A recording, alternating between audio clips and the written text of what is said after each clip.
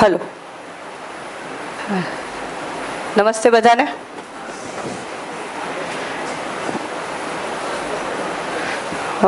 મારું નામ ખ્યાતિ જોશી છે અને હું આત્મી યુનિવર્સિટીમાં છેલ્લા 8 વર્ષથી એન્જિનિયરિંગમાં પ્રોફેસર છું. એની સાથે આત્મી યુનિવર્સિટીમાં જે મૂલ્ય શિક્ષાનો કાર્યક્રમ થાય છે એના માટે પણ અમે સતત પ્રયત્નશીલ છીએ અને એના માટે એક ડેડિકેટેડ એક ડિપાર્ટમેન્ટ છે કે જે વિદ્યાર્થીઓને શિક્ષણની સાથે મૂલ્ય શિક્ષા આપવાના પણ પ્રયાસમાં છે. અને આત્મીય યુનિવર્સિટીમાં અવારનવાર એના આધારિત જીવન વિદ્યા કરીને પરિચય શિબિર અને અધ્યયન શિબિરનું આયોજન પણ કરવામાં આવે છે. છેલ્લા 1 મહિના પહેલા પણ એવી જ એક 8 દિવસીય જીવન વિદ્યા શિબિરનું આયોજન આત્મીય યુનિવર્સિટીમાં થયું હતું. વિજયભાઈએ વાત કરી એ પ્રમાણે બોલબાલા ટ્રસ્ટમાંથી ઘણા લોકોએ એમાં ભાગીદારી લીધી હતી. એ વિષયને આગળ વધારવા માટે અમને બોલબાલા ટ્રસ્ટમાંથી જે પ્રસ્તાવ મળ્યો કે આપણે મોહલ્લા પ્રોજેક્ટ સ્ટાર્ટ કરવો છે અને એ મોહલ્લા પ્રોજેક્ટ શરૂ કરવા માટે આપણે જે નિવૃત્ત શિક્ષકો છે અને એની સાથે જે બીજા લોકો કે જે શિક્ષક નથી પણ આ કાર્યક્રમમાં જોડાવા માંગે છે તો એ લોકોની સાથે મળીને આપણે આ પ્રોજેક્ટની શરૂઆત કરવી છે. અને એના માટે જે મૂલ્ય શિક્ષા ઉપર આત્મીયમાં પ્રયાસ થાય છે, જે જીવન વિદ્યાના નામે જે પ્રયાસ થાય છે એ શું છે એ સમજાવવા માટે આત્મીય યુનિવર્સિટી આપને સહયોગરૂપ બને. તો એના ભાગરૂપે જ આજે 1 દિવસનું આ એક ઓરિએન્ટેશન સેશન છે કે જેમાં અમે મૂલ્ય શિક્ષા માટે શું સમજ્યા છીએ, જીવન વિદ્યા શું છે, એનું ઓરિજિન શું છે, એને લઈને અમારી શું સમજ બની છે અને એને લઈને અમે જે પ્રયાસ કરીએ છીએ અને અમારા સિવાય જે ઓવરઓલ ઇન્ડિયામાં જેટલી પણ જગ્યાએ આના પ્રયાસ થાય છે એના શું પરિણામ મળ્યા છે તો એ બધાની થોડી વાતચીત આપણે આજે આજના દિવસમાં કરીશું. તો કંઈ પણ ચાલુ કરતા પહેલા 1-2 વસ્તુની વાત એક પ્રસ્તાવ રૂપે બધા સામે હું મૂકી દઉં. આપ સૌ વડીલો છો એટલે ડિસિપ્લિન બાબતે તો કંઈ કહેવાની જરૂર નથી, પણ છતાં પણ આપણા સેશન દરમિયાન એક વ્યવસ્થા જળવાઈ રહે એના માટે જો આપણે બહાર જવાનું થાય તો આપણે પાછળના ગેટથી પાછળના દરવાજામાંથી જાશું. બીજી વસ્તુ કે અહીંયાથી જે કંઈ પણ વાત કરવામાં આવે એને આપણે એક પ્રસ્તાવ રૂપે લઈએ અને આપણે એને કોઈને ઉદ્દેશ્ય તરીકે આપવો છે કે સંભળાવવો છે એ રીતે આપણે વાતને ના સાંભળીએ, પણ એક વિદ્યાર્થી તરીકે, એક વાલી તરીકે અને આપ સૌ કદાચ દાદા દાદી કે નાના નાનીની ભૂમિકામાં પણ હશો તો આ 3 ભૂમિકાને ધ્યાનમાં રાખીને આપણે વાતને પહેલા સાંભળીએ અને પોતાના જીવન સાથે જોડીને પહેલા જોઈએ કે અહીંયાથી જે કંઈ પણ વાત કરવામાં આવે છે એ આ 3 ભૂમિકા સાથે આપણે એને કઈ રીતે જોઈશું અને પછી એક શિક્ષક તરીકે એક શિક્ષકની ભૂમિકામાં આપણે એને જોશું. એટલે આજે 1 દિવસ માટે આપણે સૌપ્રથમ વિદ્યાર્થી, બરાબર કે નહીં?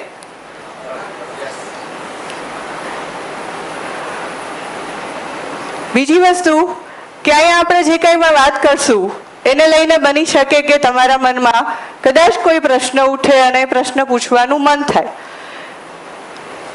તો આ શિબિર કે આના જેટલા પણ સેશન થાય છે એમાં તમે તમારા પ્રશ્નની રજૂઆત કરી શકો છો. પણ એના માટે આપણે આપણો હાથ ઊંચો કરશું, જેથી કરીને તમારા પાસે માઇક પહોંચી શકે અને એ પ્રશ્ન બધા સુધી પહોંચી શકે. તો આ વ્યવસ્થાને પણ આપણે ધ્યાનમાં રાખશું. બરાબર. અને બીજા કોઈને જો પ્રશ્ન પૂછવો હોય તો આપણે કોઈ એકનો પ્રશ્ન પૂરો થાય, એના પર થોડી વાત થઈ જાય, પછી આપણે અન્યનો પ્રશ્ન સાથે વાત કરીશું. તો આજનો કાર્યક્રમ જે નિમિત્તે છે એમાં કંઈ પણ આગળ હું વાત કરું એની પહેલા મારે તમારા લોકો પાસેથી એક અભિપ્રાય જોઈશ કે આપણે શિક્ષણ એટલે શું, એને શું સમજીએ છીએ. શિક્ષણ એટલે શું, એજ્યુકેશન એટલે શું. એક વિદ્યાર્થી 3 વર્ષથી એનું શિક્ષણ ચાલુ કરે છે અને એ પૂરું થતાં થતાં 20-22 વર્ષ સુધી આખું એનું શિક્ષણ ચાલુ રહે છે. અને ઘણા લોકો 15 વર્ષ સુધી શિક્ષણ સાથે જોડાયેલા હોય છે. અને કદાચ તમારા લોકોમાંથી બધા લોકોનો અમારા કરતા જીવનનો બહુ સારો અનુભવ છે.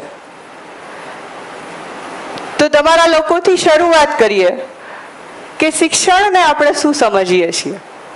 તમે એક વિદ્યાર્થી તરીકે પણ જોયું હશે, વાલી તરીકે પણ જોયું હશે, અને હવે કદાચ દાદા દાદી નાના નાનીની ભૂમિકામાં પણ છો. તો તમારા અનુભવથી તમને શું લાગે છે કે શિક્ષણ એટલે શું, શું હોવું જોઈએ શિક્ષાનો કાર્યક્રમ? હા,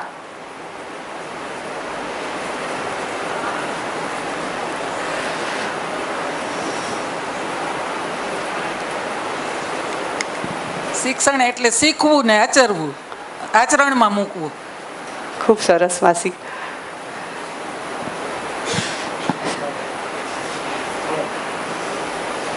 હા, જીવન જીવવામાં ઉપયોગી થાય એ શિક્ષણ. ખૂબ સરસ. જીવન જીવવામાં ઉપયોગી થાય, જીવન જીવવામાં ઉપયોગી થવું જોઈએ શિક્ષણ.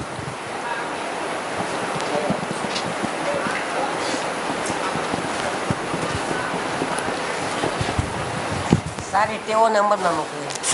સારી ટેવોને અમલમાં મૂકવી. ખૂબ સરસ. શિક્ષણ એટલે જ્ઞાનની પ્રાપ્તિ કરી અને જીવનનું ઘડતર કરવું. સરસ. શિક્ષણ એટલે આપણું બાળક કે આપણે જ્યારે પણ બાલ્યાવસ્થામાં હોય ને ત્યારે આપણી પાસે જ્ઞાન નથી હોતું, એટલે જીવન ઘડતરના એક ભાગરૂપે શિક્ષણ દેવામાં આવે છે. અને જીવન ઘડતર તો થાય જ છે, સાથે સાથે આજના જમાનામાં આર્થિક રીતે પણ પગભર થવું જરૂરી છે, એટલા માટે પણ ડિગ્રીઓ જરૂરી છે. એટલે આ બધા પર્પઝને ધ્યાનમાં રાખીને જે કંઈ આપણને નાનપણથી શીખવાડવામાં આવે છે, એક કાચો હીરો હોય એનું જે રીતે તરાશીને દાગીનો બનાવવામાં આવે, ઝવેરાત બનાવવામાં આવે છે, એવી રીતે શિક્ષણ માણસને ઘડતર કરે છે. અને એનું આચરણ છે એ અમલમાં મૂકે તો માણસનું જીવન 100% સોનું બની જાય છે. ખૂબ સરસ. હા કાકા.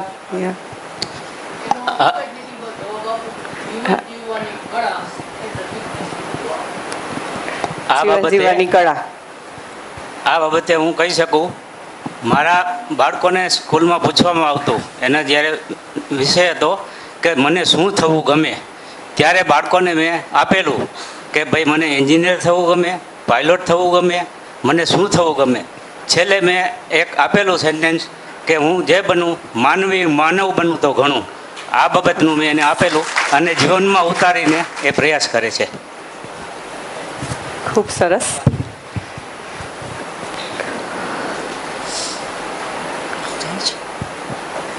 હા માસી, તમે કંઈક કહેવા માંગો છો? શિક્ષણ એટલે અમે જ્યારે શિક્ષણ દેતા બાળકોને ત્યારે અમે એક જ પ્રશ્ન કરીએ કે બેટા શું આજે તું મમ્મી પપ્પાને નમસ્કાર કરીને આવ્યો છો?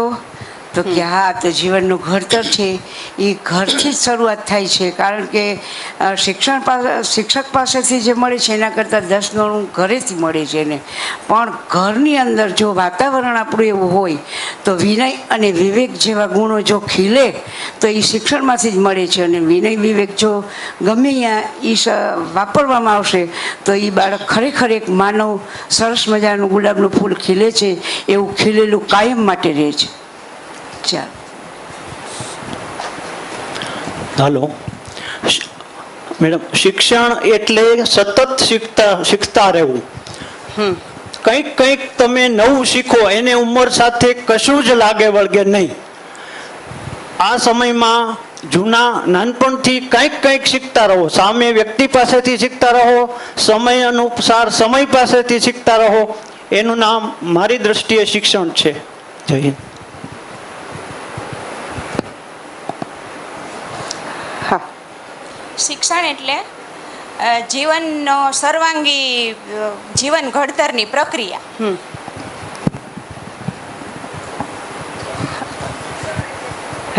એક મિનિટ કાકાને સાંભળી લઈએ. મારા અલ્પ જ્ઞાન મુજબ બાળક જ્યારે જન્મે છે ત્યારે એની પાટી સાવ કોરી હોય છે. ત્યારથી ખરેખર શિક્ષણ શરૂ થઈ જાય છે. માં એની શિક્ષિકા બને, પિતા એનો શિક્ષક બને, ભાઈ શિક્ષક બને, દાદા દાદી શિક્ષક બને, સમાજ શિક્ષક બને. અને સમગ્ર જીવન દરમિયાન સમાજ વ્યવસ્થા, કુટુંબ વ્યવસ્થા, રાષ્ટ્રપતિની શું ફરજ છે, એ બધું જે આપણે શીખી છીએ એ શિક્ષણ. માત્ર શાળામાં જવું એ શિક્ષણ નથી મારા જ્ઞાન મુજબ. જય હિન્દ. સરસ. શિક્ષણ એટલે ગુરુને સ્થાપિત કરીને ગુરુ પાસેથી લીધેલું બચપણથી તો મોટા થાય ત્યાં સુધીનું જ્ઞાન એટલે શિક્ષણ. પહેલાંના માણસો પણ ગુરુ પાસે મોકલતા બાળકોને. જીવન એ શિક્ષણ છે. શિક્ષણ ક્યાંથી હોય? વિવેક, વિનય ને વૈભવ તો શોભી શકે. જો જ્યાં પ્રેમ ન હોય, લાગણી ન હોય તો એ શિક્ષણ નકામું છે. શિક્ષણ આ બધા પાઠ શીખવે છે કે તમે પોલાઇટલી બનો, દેશ માટે કંઈક કામ કરો, સામાજિક રીતે તમે કંઈક ક્રાંતિ ઊભી કરો. તો એ જ મહત્વનું કામ છે. એ જ મોટું શિક્ષણ છે. Education is light of mind. સરસ. ખૂબ સરસ અભિપ્રાય મળી રહ્યા છે બધાના. જીવનમાં સુસંસ્કારો આવે, સારા સંસ્કારોનું સિંચન થાય અને જીવન ઉપયોગી વિકાસ થાય, તે જ ખરું શિક્ષણ છે. વિનય, વિવેક, આદર અને સદભાવનાની જેના જીવનમાં જરૂર છે તે સદભાવના જીવનમાં સારા વિચારોનું, સુવિચારોનું, સંસ્કારોનું સિંચન થાય તે શિક્ષણ. શિક્ષણ એટલે પોતાનું આત્મ ઘડતર કરવું અને બીજાને માનવ ઉપયોગી કાર્ય કરીને સમાજમાં સારી સેવા પ્રદાન કરવી. અને માં જેવું ભાઈ કીધું ને, માંથી મોટું કોઈ નહીં, જળધર કે જગદીશ સૌ નમાવે શીશ ઈશ્વર આગળ આલ્યા. એટલે માં જેવો શિક્ષક બીજો એક પણ શિક્ષક ન થઈ શકે. માં જે પોતાના બાળકોને ઘડતર આપે તે બધું ઘડતર જીવન ઉપયોગી પણ તેને કામ આવતું હોય છે. સમાજમાંથી જે બધું અત્યારે સમાજમાં જે બધા શિક્ષકો છે એ તો શિક્ષણ આપે છે, એ સમાજ ઉપયોગી આપણે નોકરી માટે કે એના માટે આપે. પણ માં જે ઘડતર આપે તે કુટુંબમાં કેમ જીવવું, પોતાની સાથે કેમ વ્યવહાર કરો, બીજાના સાથે કેમ વ્યવહાર કરો, બધા સમાજને કેમ ઉપયોગી, કે સારી શિક્ષિકા હોય એમ સારા સંસ્કાર આપે, સારા માવતર એને બધા ઘડતર આપે. એથી સમાજમાં સારો માનવતા બનીને માનવ બધે ફરિયાદ કરે, માનવને ભગવાન પણ સ્વીકારે. એવી રીતે માનવ ભગવાનથી પણ મોટો માનવ થઈ શકે એવું માં ઘડતર કરે છે. અને માથી મોટું કોઈ શિક્ષક નહીં, એક શોખ શિક્ષકની 100 રૂપિયા પાડે એમ. સરસ.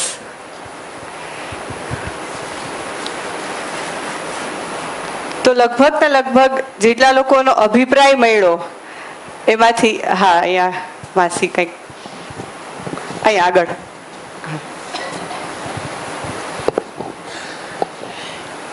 શિક્ષણની સાથે આપણે ગુરુદેવે આપણે જે પ્રયોગ આપ્યો છે ઘરશાળાનો પ્રયોગ આપેલો છે કે શિક્ષણ ઘરથી શરૂ થાય અને સ્કૂલમાં પૂરું થાય. પણ જો બે જોડાયેલા હશે તો જ સાચું શિક્ષણ મળશે. એટલે ગુરુદેવે જે આપણને પ્રયોગ આપ્યો છે સૌથી શ્રેષ્ઠ છે. સરસ. હેલો. શિક્ષણનું બીજું સ્વરૂપ એટલે સંસ્કાર છે. એનું પરિવર્તન આપણા કુટુંબમાં સંસ્કાર આવે બાળકોમાં થી. દાદા નાની તમે કીધું નાના નાની દાદા થઈ ગયા, એની ફરજ પણ એ જ છે કે સંસ્કાર આપવાના. અને ઘરની અંદર તો જ એની શિસ્ત જળવાઈ રહે, અને સંસ્કાર પણ મળે. અને એ બાળક મોટું થતાં સમાજમાં ખૂબ દેશને અને સમાજને ઉપયોગી થઈ શકે. એટલે શિક્ષણનો પુનરાવર્તનશીલ સંસ્કાર છે. મેઇન વસ્તુ સંસ્કાર. શિક્ષક એટલે આપણે શિક્ષક જે શીખવાડે છે સ્કૂલમાં એ જ નહીં, પરંતુ આપણાની આજુબાજુમાં કોઈ હોય એ પણ આપણને જો શીખવાડે તો એ પણ એ શિક્ષક જ ગણાય છે. અને શીખવા માટેની કોઈ ઉંમર નથી હોતી. કોઈ પણ પાસેથી આપણે શીખી શકાય છે, નાના બાળક પાસેથી પણ શીખી શકાય છે. અને જે શિક્ષક શીખશું આપણે કોઈ પણ શિક્ષણ, તો જ આપણે કંઈક આપણી ઓળખ ઊભી કરી શકશું અને સમાજને ઉપયોગી થઈ શકશું.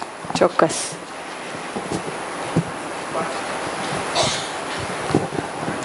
શિક્ષણ એટલે 4 આંખ. ભગવાને આપણને 2 આંખ આપી છે, પણ શિક્ષણ લ્યો એટલે તમારી 4 આંખ થઈ જાય. ભણેલ ગણેલ માણસ ક્યાંય અટકે નહીં. ભણેલ ગણેલ માણસ વિદેશમાં જઈ આવે, બધી જગ્યાએ જાય, ક્યાંય પાછો ન પડે, એને કહેવાય શિક્ષણ. બધી જાતનું જ્ઞાન આવી જાય એ શિક્ષણ.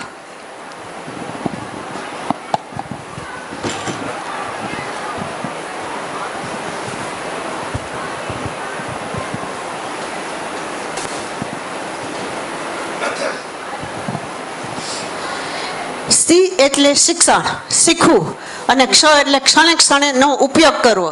જીવનથી મૃત્યુ સુધી પર્યંત સતત શીખતા રહેવું એ શિક્ષણ. સરસ.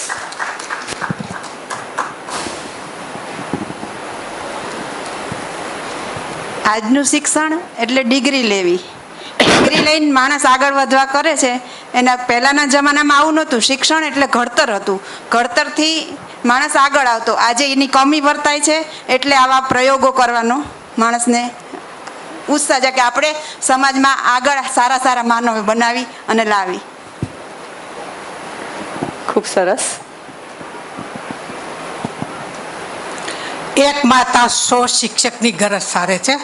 એટલે જ્યારે માતાના ઉદરમાં બાળક હોય છે ત્યારે એ 9 મહિનાની અંદર જે બાળક ગર્ભની અંદર શીખે છે એ બહાર આવ્યા પછી જે આપણે વ્યવસાયલક્ષી શિક્ષણ શીખીએ છીએ, પણ જે પાયાનું ઘડતર એ મા બાપ જ પોતાના સમાજની અંદર શીખવે છે. એટલે મા બાપ જો સુસંસ્કારી હોય તો બાળક પણ સંસ્કારી બને છે. એટલે ભણતરની સાથે ગણતર પણ માણસને જરૂરી છે. તમારા ઘરે કોઈક મહેમાન આવે તો એ બાળક હોય ત્યારે પહેલાં વહેલો પગે લાગે, એને નમસ્કાર કરે તો એની પર્સનાલિટી પડે છે, એનું વર્તન બાળક જોવે છે. કોઈ એમ નથી પૂછવું કે બાળક શું કરે છે, પણ એના ઉપરથી એની છાપ પડે છે કે આ બાળક શું સંસ્કારી છે. એટલે ભણતરની સાથે ગણતર પણ ખૂબ જરૂરી છે. બાળકને સુસંસ્કારી બનાવવા માટે મા બાપે પણ સંસ્કારી બનવું જરૂરી છે. સરસ. તો ખૂબ સરસ બધા પાસેથી અભિપ્રાય મળ્યા. કદાચ તમારી બદલે સામે વિદ્યાર્થીઓ બેઠા હોત તો આટલા સરસ જવાબો મને ના મળ્યા હોત. તો આપણા આજના દિવસની શરૂઆત ખૂબ સરસ રીતે થઈ છે. અને આગળ પણ તમે જે કાંઈ પણ વાત કરી, જે કાંઈ પણ અપેક્ષા તમારા મનની અંદર છે, એ બધાને આપણે સમજવાના પૂરતા પ્રયત્ન કરીશું આજે. કદાચ આ જ પ્રશ્ન મેં તમને 20 કે 30 વર્ષ પહેલા કદાચ પૂછેલો હોત તો આજે તમે જે કાંઈ પણ જવાબ આપ્યા તો કદાચ એવું બની શકત કે એ સમયે તમારી જે ઉંમર હતી અથવા તો તમે જે ભૂમિકામાં હતા એ પ્રમાણે તમારા જવાબો પણ કદાચ અલગ હોત.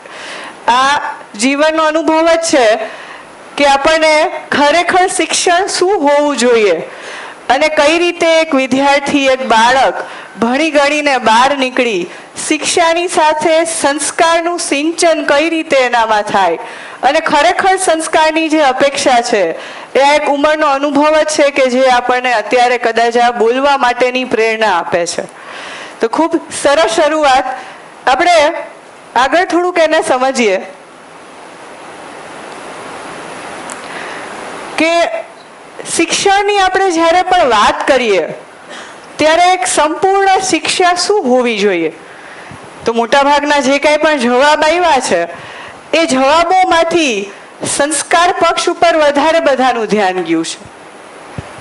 વિજ્ઞાન કરતા વિવેક ઉપર બધાનું વધારે ધ્યાન ગયું છે. વ્યવહાર ઉપર બધાના જવાબો વધારે મને સાંભળવા મળ્યા. બરાબર. બહુ ઓછા જવાબો એવા આવ્યા કે ના એ ખાલી ભણી ગણી અને પોતાની આજીવિકા માટે એ કમાઈ લે, એક સારી નોકરી કરી લે, એવી અપેક્ષા કદાચ બહુ ઓછાના મોઢેથી મેં આજે સાંભળી. તો સંપૂર્ણ શિક્ષાને આપણે સમજવાની વાત કરીએ તો આજની જે આધુનિક શિક્ષા છે એ ક્યાંક એક વિદ્યાર્થી કે એક બાળકને એક તકનીકી કે વ્યવસાયિક શિક્ષણ આપવા માટે ખૂબ સરસ મહેનત કરે છે અને એમાં આપણે બધા કદાચ એની સાથે એગ્રી પણ થાશું કે નાનપણથી લઈને 20-25 વર્ષ સુધી એ જે કંઈ પણ ભણે છે અને એ ભણીને જ્યારે બહાર નીકળે છે ત્યારે એ પોતાના ફિલ્ડની અંદર એની પાસે નિપુણતા હોય છે, આવડત હોય છે, કારણ કે એ ફિલ્ડનું એની પાસે ખૂબ સારું નોલેજ હોય. તો એ નોલેજને લઈને, એ શિક્ષણને લઈને, એ ડિગ્રીને લઈને એ આગળ કરશે શું? તો એને લઈને કાંઈ વ્યવસાય કરશે, કાંઈ નોકરી કરશે. તો આધુનિક શિક્ષણ જે છે એ મોટા ભાગે આપણે જોશું તો કોના ઉપર જોર આપે છે અથવા ભાર આપે છે? તો કે એક વિદ્યાર્થી બહાર નીકળે ભણીને ત્યારે એની પાસે એના હાથમાં સારી નોકરી કે સારો વ્યવસાય હોય અને એના માટે જે કંઈ પણ પ્રયાસ એક શિક્ષણ સંસ્થામાં થવા જોઈએ, એક શિક્ષક દ્વારા થવા જોઈએ, એનો પણ પ્રયાસ જે છે એ આપણને જોવા મળશે. પણ શું એ સંપૂર્ણ શિક્ષા છે? શું આટલી જ એક સંપૂર્ણ શિક્ષાનો ભાગ છે કે આના સિવાયની પણ કોઈ જરૂરિયાત છે? તો એમાં તમારી પાસેથી જે કંઈ પણ મને અભિપ્રાય મળ્યા એના પરથી બધા લોકો એ વાત સાથે સહેમત થશે કે ખાલી વ્યવસાયિક શિક્ષણ, તકનીકી શિક્ષણ જે છે એ પૂરતું નથી. જરૂરી છે પણ પૂરતું નથી, એ અધૂરું છે. શું કામે? કારણ કે ભણી ગણીને એ બહાર તો નીકળી જશે, બની શકે સારામાં સારો ડોક્ટર બને, સારામાં સારો એન્જિનિયર બને, એકાઉન્ટન્ટ બને અને પોતે જે ડિગ્રી મેળવી છે એને લઈને એની પાસે ખૂબ સારી સ્કિલ કે નિપુણતા હોય, પણ શું એ સારું વ્યક્તિત્વ પણ ધરાવશે? ખાલી વ્યવસાયિક શિક્ષણ દ્વારા શું એ સારું વ્યક્તિત્વ ધરાવી શકશે? શું એ સારો માણસ બની શકશે? શું પોતાની ડોક્ટરની પદવીને લઈને એ કોઈ ખોટા કામ નહીં કરે એની કોઈ ગેરંટી ખરી? શું લાગે છે તમને લોકોને? એક સારો એન્જિનિયર બની જશે તો પોતાના એન્જિનિયરિંગના નોલેજને લઈને શું એ કોઈ એને ખોટી રીતે, ખોટી જગ્યાએ ઉપયોગ નહીં જ કરે એની ગેરંટી ખરી? નહીં, એની કોઈ ગેરંટી નથી. તો એની પાસે વ્યવસાયિક, તકનીકી શિક્ષણ ખૂબ સારું મળી જશે, પણ એની સાથે એના વ્યક્તિત્વનું ઘડતર થશે કે નહીં એ આગળ જઈને ભવિષ્યમાં જ્યાં પણ રહેશે, જ્યાં પણ જીવશે, એના પરિવારમાં, સમાજમાં, વ્યવસાયમાં, ત્યાં જઈને એ ઉપયોગી જ થશે એવી કોઈ ગેરંટી નથી. એટલા માટે સંપૂર્ણ શિક્ષાનો ભાગ જે છે એમાં ખાલી વ્યવસાયિક કે તકનીકી શિક્ષણ અધૂરું છે અને એને લઈને મારા ખ્યાલથી બધા લોકોની સહેમતિ પણ થશે. તો આપણે એ સમજવાની કોશિશ કરીએ કે એની સાથે વ્યવસાયિક શિક્ષણ સાથે, તકનીકી શિક્ષણ સાથે શેની જરૂર છે? તો એમાં આપણે જોઈ શકીએ કે તમારા લોકોના જે જવાબ આપ્યા એના પરથી કદાચ આપણે એને નામ આપવાની કોશિશ કરીએ તો વ્યવસાયિક શિક્ષણની સાથે વ્યવહારિક શિક્ષણ, વ્યવસાયિક શિક્ષણની સાથે વ્યવહારિક શિક્ષણ એટલે કે મૂલ્ય શિક્ષણ અથવા તો મૂલ્ય શિક્ષા. તો મૂલ્ય શિક્ષા જે છે એનાથી અથવા એ શિક્ષણ આપવાથી એનામાં એક વિદ્યાર્થીમાં, એક બાળકમાં આપણને શું જોવા મળશે? તો કે વ્યવહાર કુશળ હશે, વિવેકી હશે. મોટા ભાગના લોકોના જે જવાબો હતો એ પ્રમાણે એક જવાબદાર નાગરિક હશે, એક જવાબદાર દીકરો હશે, એક જવાબદાર પિતા બનશે, એક જવાબદાર પતિ કે જવાબદાર પત્ની પણ બનશે અને એકબીજાને સન્માન આપતા શીખે. અને એના સિવાય ઘણી બધી આપણી અપેક્ષા કે જે વ્યવહારિક શિક્ષણ દ્વારા પૂરી થઈ શકશે. તો આપણે એક સંપૂર્ણ શિક્ષા કે સંપૂર્ણ શિક્ષણને ધ્યાનમાં રાખીએ તો વ્યવસાયિક શિક્ષણની સાથે જ એટલું જ જરૂરી છે વ્યવહારિક શિક્ષણ, કે સારો વ્યવહાર કરતા શીખે, એ વિવેકી બને, એકબીજાને સન્માન આપતા શીખે. અને એની શરૂઆત થાય કે સૌપ્રથમ એના માતા પિતાની વાતને સાંભળે.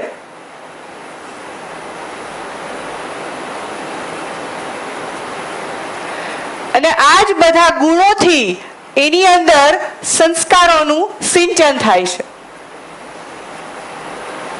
પણ આપણે અત્યારની આધુનિક કે પ્રચલિત શિક્ષા જોશું તો કેટલો સમય કે કેટલો સિલેબસ કે કેટલી વિષય વસ્તુ વ્યવસાયિક શિક્ષણ માટે છે અને વ્યવહારિક શિક્ષણ માટે છે. આમાંથી કદાચ જેટલા લોકોએ પોતે શિક્ષક તરીકેની ભૂમિકા નિભાવી છે કદાચ એ સારી રીતે આની સમીક્ષા કરી શકશે. અને જે માતા પિતા છે, વાલીઓ છે, દાદા દાદી, નાના નાની છે, એ એના બાળકો દ્વારા આ વસ્તુને જોઈ શકશે કે એક વિદ્યાર્થી તરીકે આપણે પણ એક સમયે વિદ્યાર્થીની ભૂમિકામાં હતા. એ ભૂમિકામાંથી બહાર આવ્યા પછી એક સારો વ્યવસાય કે સારી નોકરી આપણે કરતા હશું. એની સાથે એક પરિવારમાં માતા પિતાની ભૂમિકામાં હશું, પતિ પત્નીની ભૂમિકામાં હશું, દાદા દાદીની ભૂમિકામાં હશું. તો આ અનુભવને ધ્યાનમાં રાખીને આપણને શું લાગે છે કે અત્યારે શિક્ષણની અંદર જે વ્યવહારિક શિક્ષાની આપણે અપેક્ષા રાખીએ છીએ એનો સિલેબસ શું છે? એવો કયો વિષય છે કે જેનાથી માણસને માણસ શું છે એ સમજાઈ જાય, માણસને સંબંધ શું છે એ સમજાઈ જાય, એને ઘર પરિવારમાં પોતાની જવાબદારી સાથે એ જીવતા શીખી જાય, એકબીજાને સન્માન આપતા શીખી જાય, એક વિશ્વાસ સાથેની જિંદગી જીવતા શીખી જાય. એવો કયો સિલેબસ કે કઈ વિષય વસ્તુ હશે અથવા છે કે નહીં? Moral science. મોરલ સાયન્સ એક કદાચ એક શિક્ષાનો હિસ્સો તો છે, પણ છતાંય આપણે આગળ જતા જોશું કે શું એ અધૂરું છે કે સંપૂર્ણ શિક્ષાને પૂર્ણ કરે છે. તો પહેલા તો બધા પાસેથી એક બીજો અભિપ્રાય કે આપણે અહીંયા જે વાત મૂકી કે અત્યારની શિક્ષામાં જે વિષયો છે એમાંથી શું કોઈ એવો વિષય આપણને જોવા મળે છે કે જે આ સંપૂર્ણ શિક્ષાને પૂરું કરી શકે? જોર કેના ઉપર આપવામાં આવે છે? વ્યવસાયિક કે તકનીકી શિક્ષણ કે વ્યવહારિક શિક્ષણ ઉપર પણ? શું લાગે છે તમારા લોકોનો આ મતે શું અભિપ્રાય છે? એક મિનિટ કાકા, માઇક.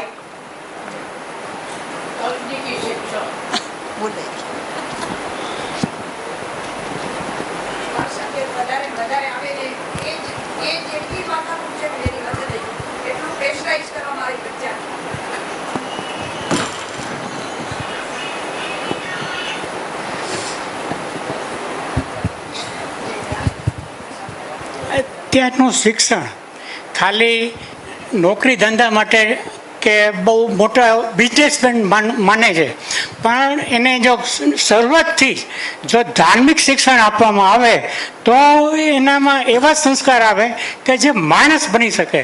અત્યારે માણસમાં શું છે કે પૈસા કમાવાની વૃત્તિ સિવાય બીજી કોઈ વસ્તુ દેખાતી નથી. પૈસા માટે માણસ પોતાની માતાનું, પોતાના પિતાનું, પોતાના સંતાનોનું ખૂન કરી નાખે છે. આ જરા યોગ્ય નથી. એટલે નાનપણથી જ સરકારી શાળા હોય કે ગમે એ પ્રાઇવેટ શાળા હોય તેમાં ધાર્મિક શિક્ષણ જરૂરી છે.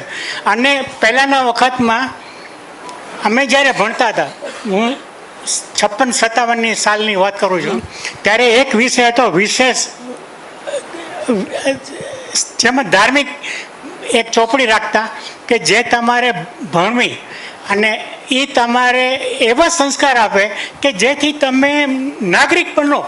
નાગરિક જે કેવા બનો કે જે દેશને ઉપયોગી થાય. આપણે દેશને માટે એમ કહીએ છીએ કે આપણે આમ કરવું જોઈએ, તેમ કરવું જોઈએ, પણ આપણે આ સંસ્કાર મળ્યા જ નથી. એટલે આપણે આવા બધા આચરણ કરી બેસીએ છીએ. સાચી વાત છે, બિલકુલ.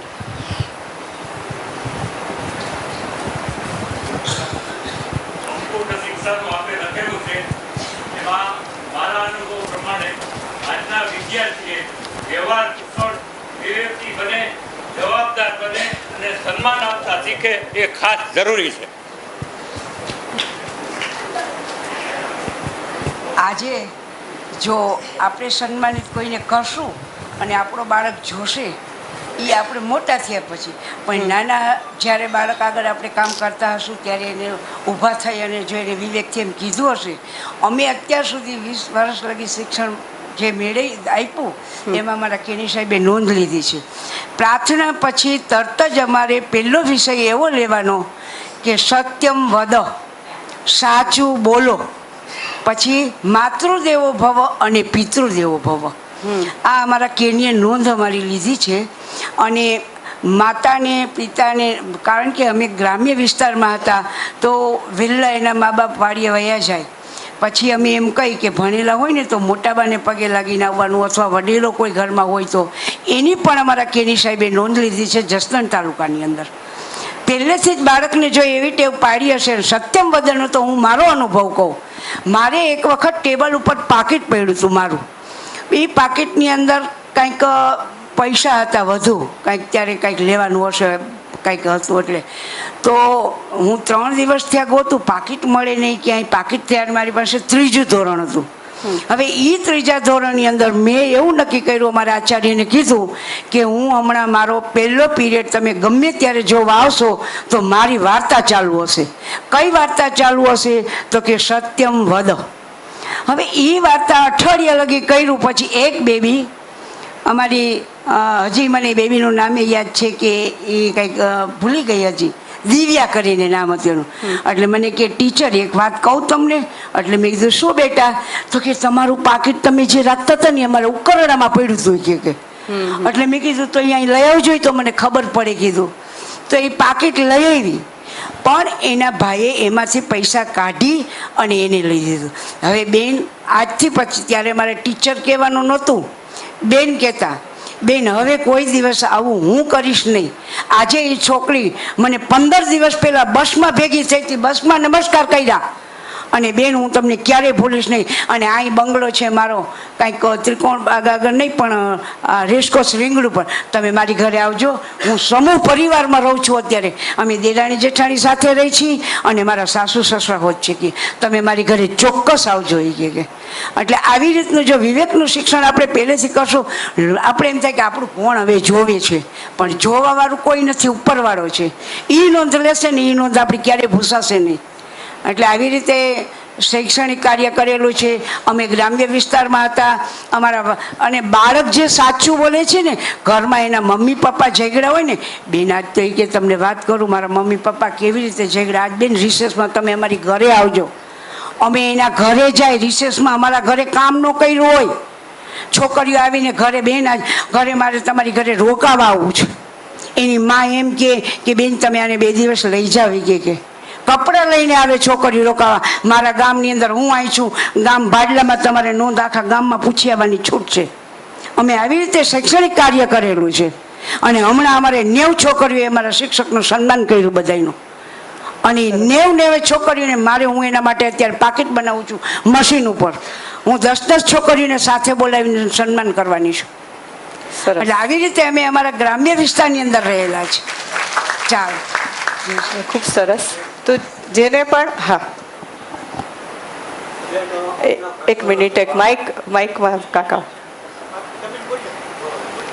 શિક્ષણના બંને પાસા, વ્યવહારિક શિક્ષણ અને તકનીકી શિક્ષણ બંને મહત્વના છે જ. પણ અત્યારના જમાનામાં તકનીકી શિક્ષણની વ્યાખ્યાઓ આખી બદલી ગઈ છે, ડિગ્રી લક્ષી થઈ ગયું છે. તમે જોશો આપણી જૂની ધરોહરો, તો જે લોકો અનએજ્યુકેટેડ હતા એ અત્યારના એન્જિનિયર કરતાં સારામાં સારું નોલેજ ધરાવતા હતા અને સારા મંદિરો બનાવતા હતા, બધું કરતા હતા. એટલે એ લોકોમાં જે ઇનહરન્ટ ગુણો અથવા આવડત છે એને બહાર લઈ આવવાની જરૂર છે, નહીં કે ખાલી ડિગ્રીઓ લેવી.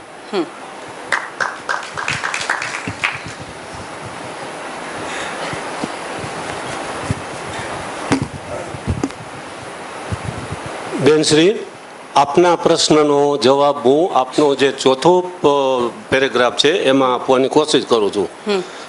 તેમાં જણાય છે વ્યવહાર કુશળ, વિવેકી. હવે પહેલાં જે શિક્ષણ, અત્યારમાં શિક્ષણમાં ફરક શું છે, ક્યાં છે કે પહેલાં ગુરુકુળની જે વ્યવસ્થા હતી જે ગુરુકુળમાંથી જે વિદ્યાર્થી બહાર સમાજમાં જતો એમાં નૈતિક મૂલ્યો હતા, વિવેક હતું અને સાથે સાથે વ્યવહાર કુશળ અને એકેડેમિક નોલેજ પણ સાથે હતું. હવે વિવેકની વાત છે તો તુલસીદાસની એક ચોપાઈ છે, બિના સત્સંગ વિવેક ન હોય, રામ કૃપા બિના સુલભ ન હોય. એટલે શું છે કે ગુરુકુળની અંદર જાય એટલે પહેલાં તો પાયાની વસ્તુ જે અત્યારે જે એકેડેમિક નોલેજ છે પણ છતાં ગુરુકુળમાં જે શિક્ષણ અપાતું એ વિદ્યાર્થી કોઈ સમાજના ડૉક્ટરમાં ને હું થયો પણ કોઈ ગેરંટી હું નહીં આપું અત્યારે કે કોઈ પોલીસ અધિકારી થયો કે હું ત્યાં સજ્જન તરીકે સમાજની સેવા જ કરવા જાઉં, એ XYZ જે હોય તે. પછી વિદ્યા એટલે શું છે? વિદ્યાવાન સર્વત્ર પૂજ્ય તે સ્વદેશે પૂજ્ય તે રાજા, વિદ્યાવાન સર્વતે.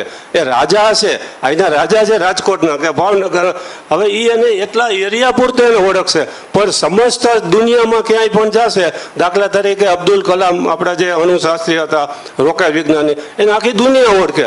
પણ અહીંયા ભારતની અંદર કોને ભારત સિવાય દુનિયા વિશ્વમાં કે ઓળખે, પણ અહીંયા કોઈ રાજા છે, રાજાને રાજકોટ પૂરતું ઓળખે.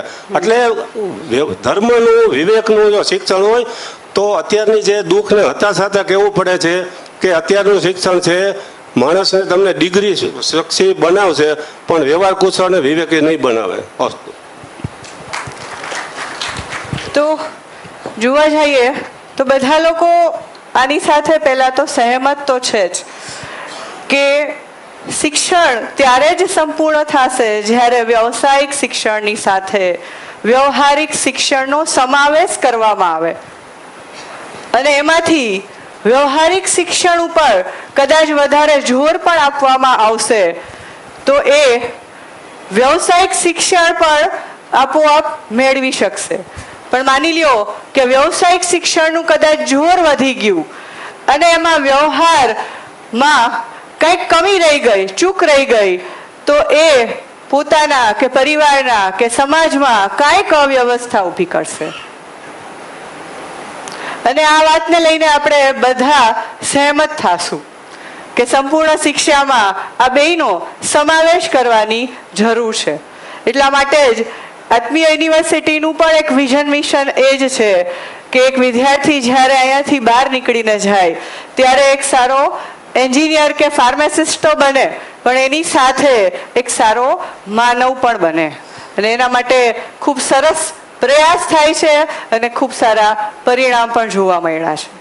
પણ આપણે આગળ થોડું એ સમજશું, એ જોશું કે આમાં તમે લોકોએ જ્યારે પણ શિક્ષણ લીધું અને આજની જે આધુનિક શિક્ષા જે છે તો એમાં ચૂક ક્યાં રહી ગઈ છે. આજે આપણે જોઈ શકશું કે વ્યવસાયિક શિક્ષા ઉપર જોર દેવામાં આવે છે અને એની સામે એના પરિણામો પહેલા શું જોવા મળે છે અને પછી એની પાછળનું કારણ શું છે. તો એને ધીરે ધીરે આપણે સમજવું પડશે કે મૂળ શું છે, કમી ક્યાં રહી ગઈ છે. કારણ કે અપેક્ષા તો બધાની છે કે હોવું તો આવું જોઈએ પણ કેવી રીતે, શું કરીએ જેથી કરીને એક સમાજની અંદર આ સંપૂર્ણ શિક્ષાનો કાર્યક્રમ આગળ વધે. તો આજનો આપણો મોટા ભાગનો આખા દિવસનો સેશન એના પર હશે કે આપણે વ્યવસાયિકની સાથે વ્યવહારિક શિક્ષણ કઈ રીતે આપી શકીએ અને અત્યારે આધુનિક શિક્ષામાં ક્યાં આપણને ચૂક દેખાય છે અને એ ચૂકના કારણે એનો બીજું જે પ્રમાણ જે છે પરિવારમાં, સમાજમાં, ત્યાં પણ આપણને શું જોવા મળે છે. તો આપણે આગળ એ વસ્તુને થોડી સમજીએ કે શિક્ષણ લીધા પછી એક માણસનું, એક વિદ્યાર્થી તરીકે જો આપણે મૂલ્યાંકન કરવાની કોશિશ કરીએ તો એની સ્વયંની એટલે કે પોતાની સાથેની શું અપેક્ષા હોય છે, અથવા તો આપણે એક વાલી તરીકે, એક શિક્ષક તરીકે, એક માણસ તરીકે કોઈ પણ વ્યક્તિનું વિચારીએ કે આ ભણીને બહાર નીકળે છે તો એને માણસ તરીકે આપણે કઈ રીતે જોઈ છીએ, શું પ્રમાણની અપેક્ષા છે. તો ક્યાંક આપણને અપેક્ષા રૂપે આવું કંઈક જોવા મળશે કે પહેલા તો એ કે વિદ્યાર્થી ભણીને બહાર નીકળે તો પોતામાં વિશ્વાસથી ભરપૂર હોવો જોઈએ કે હું મારી જવાબદારીઓ નિભાવી શકીશ, સારો માણસ બની શકીશ, સારો વ્યવસાય કરી શકીશ, મારા ઘર મારા પરિવારનું ભરણ પોષણ કરવા માટે હું સક્ષમ છું, યોગ્ય છું. એની જ સાથે મારા પરિવારમાં રહેલા દરેક સંબંધો જે છે એને હું સારી રીતે નિભાવી શકીશ. એ વિશ્વાસ સાથે ભરપૂર હોય એવી એક અપેક્ષા દરેક વિદ્યાર્થી અથવા તો આપણે દરેક વિદ્યાર્થી પાસેથી રાખતા હોય છીએ. બરાબર? અહીંયા તો ઘણી વખત એવું જોવા મળતું હોય કે આધુનિક શિક્ષા લઈને પછી પણ શું ભવિષ્યમાં કરવું એના માટે પણ કન્ફ્યુઝન હોય છે કે આગળ જઈને હું કરીશ શું, જીવીશ કેમ અને શું કામે જીવીશ, પરિવાર કેમ ચલાવીશ, સંબંધો નિભાવી શકીશ કે નહીં. તો જો આમાં ક્યાંક મને કન્ફ્યુઝન છે એનો મતલબ વિશ્વાસ નથી. જો આમાં ક્યાંક મને કન્ફ્યુઝન દેખાતું હોય તો એનો મતલબ કે એ વિશ્વાસ મને નથી આવ્યો. બીજી વસ્તુ કે સમજદાર બનશે એવું લગભગ બધાને અપેક્ષા હોય છે.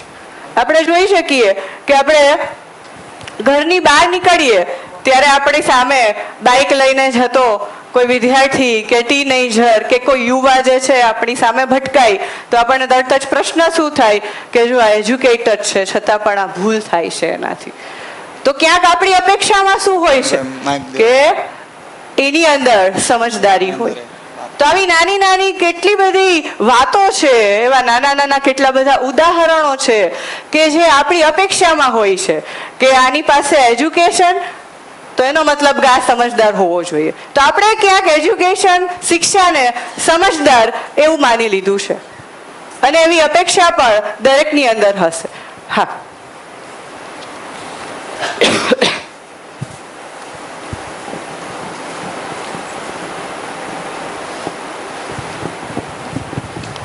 અત્યારે શિક્ષણ છોકરાઓને છે ને સારું મળે છે, સમજદાર હોય છે ને છોકરાઓ કેચઅપ કરી લે છે.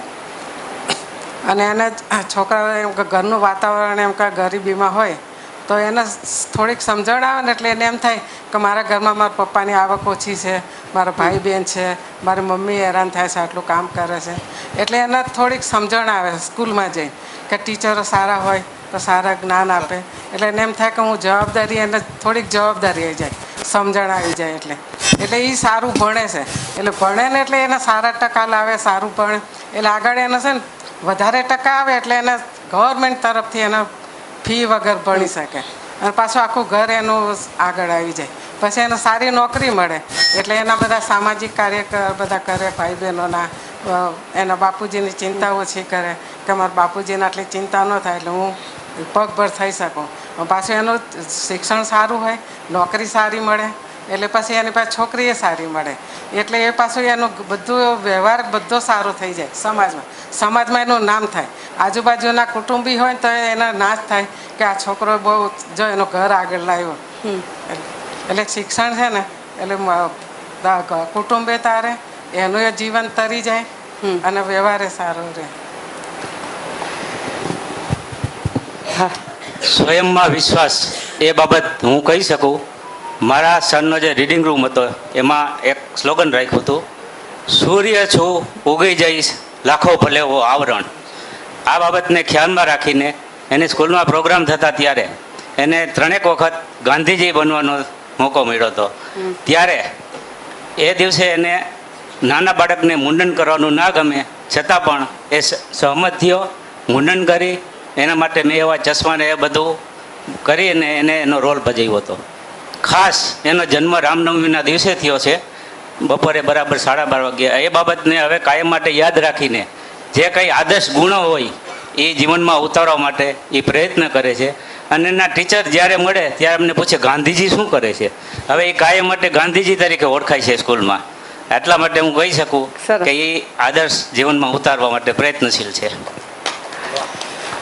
તો વ્યક્તિગત રીતે જે અપેક્ષાઓ જે છે એની અપેક્ષા પૂરી થાય છે તો એના પ્રમાણ સ્વરૂપે એના વ્યવહારમાં આપણને જોવા તો મળશે. જેમ સમજદારીની વાત કરી તો એની અંદર એ સમજદારી હશે તો એના જીવવામાં પણ એ વસ્તુ જોવા મળવાની જ છે. તો આમ જોવા જઈએ તો શિક્ષણની સાથે એ શિક્ષા પ્રાપ્ત કર્યા પછી જે અપેક્ષા રૂપે આપણને અથવા એ વિદ્યાર્થી પોતાને જે પ્રમાણ સ્વરૂપે જોવા માંગે છે એમાંથી કદાચ આ 4 વસ્તુઓ ઉપર આપણું ધ્યાન જશે કે પહેલું છે સ્વયંમાં વિશ્વાસ સંપન્ન, બીજું કે એ સમજદાર હોય, ત્રીજું કે એ જવાબદાર બનશે. જો સમજદારીનું સિંચન એનામાં હશે તો એની જવાબદારી શું છે પોતાના માટે, પોતાના પરિવાર માટે, પરિવારના દરેક સંબંધો નિભાવવા માટે, વ્યવસાય માટે અને સમાજ માટે.